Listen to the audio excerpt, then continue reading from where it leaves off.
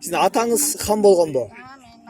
El başkargan he? El başkarıp жүрген. Qancha yil qan bo'ldi? 4-5 yıl kaldı. Qancha yillari? Anam dünyadan ötüp ketdi. Alayınız. Oşol Pamir'de he? Gece boş şey almaya alır. Bir hafta da 3-4 ayra kelgen menin atam. Bul eme göçmenler kanday eme berdi sizge? Bunday tasir kaltırdı. Jaktı? Göçmenler jakşı buyursa. Burada gelgensizmi göçmenlerge? Yok, emeksiz küçümünde vardı, küçük geldi çatırı. Ha, birinci geldiniz he? Kanday maanayı kaltırıp atat? Ha, Kanday maanayı kaltırıp atat? Tasir el. Nesi jaktı sizge?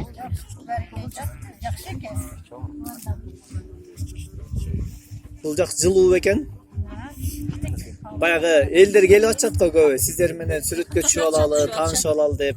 Анан сиздерге кандай болуп атат? Элдин баарына жагып атабы? Birer sıcak, birer sıcak. Nesi jakkan жок? Nesi jakkan жок? Anam burada sürekli düşküle dedi o ders düşküle. Birer kazamet sürekli düşküle oldu.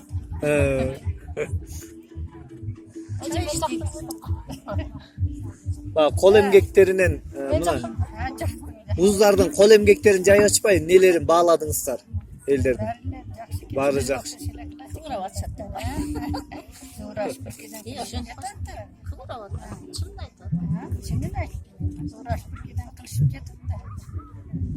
2 günden beri olup kaldık da tuzdaşta ambaş bolup kaldık. Oy, Жақсы амалаш бolup kaldık. Çok жүрüp atabız, çok içip atabız. Var bir kırgız bizde. Kanız burada.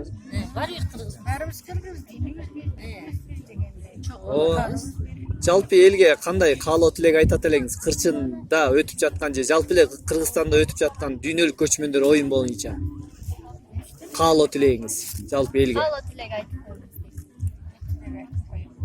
Тилек айтып коюңуз, каалоо тилекчи.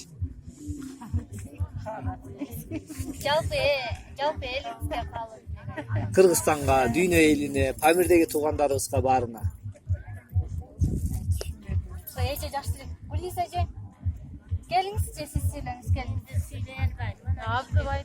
Ne işiyorsun? Erkekler